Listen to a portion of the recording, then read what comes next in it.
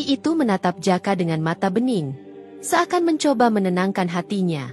"Jangan takut, Ayah. Aku bukan bayi biasa. Aku adalah titisan Ratu Pantai Selatan yang sedang diuji oleh alam. Kau telah menunjukkan kasih sayang tanpa pamrih. Kau telah lulus dari ujian ini," ujar bayi itu dalam hati Jaka.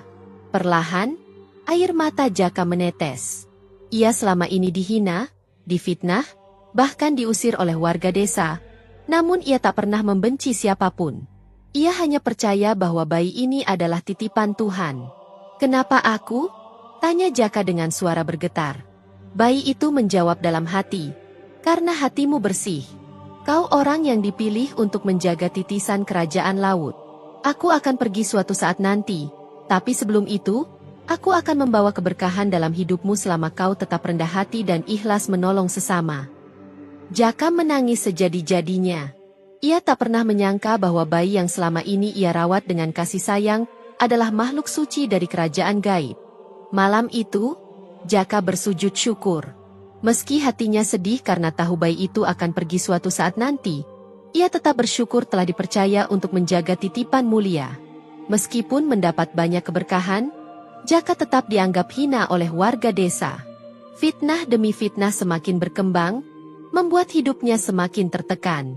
Suatu hari, kepala desa dan para warga berkumpul di balai desa dan memanggil Jaka untuk diadili. "Kau pasti memelihara tuyul atau siluman. Mana mungkin seorang nelayan miskin bisa mendadak kaya tanpa bantuan ilmu hitam?" teriak salah satu warga dengan penuh emosi. Jaka hanya menunduk, memeluk bayi kecil yang selama ini ia rawat. Ia tak mampu membela diri. Tak ada seorang pun yang mau mendengar penjelasannya. Dengan penuh amarah, warga memutuskan untuk mengusir Jaka dari desa. Malam itu, di bawah hujan, Jaka berjalan meninggalkan desa dengan bayi mungil dalam pelukannya. Hatinya terasa hancur. Namun ia tetap bersyukur karena masih bisa merawat bayi yang sudah dianggap seperti anak kandungnya sendiri. Tanpa disadari, air mata Jaka menetes. Tetapi bayi itu hanya tersenyum, seakan tahu bahwa masa depan yang penuh berkah sedang menanti. Bertahun-tahun berlalu, Jaka merantau ke kota kecil di seberang pulau.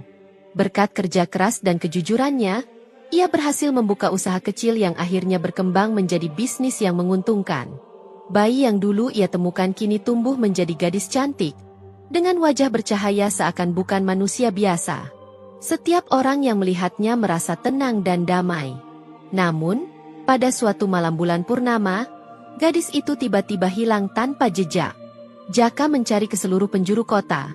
Namun yang ia temukan hanya sehelai kain hijau berkilau di kamar tidur gadis itu, bersama wangi bunga melati yang semerbak memenuhi ruangan.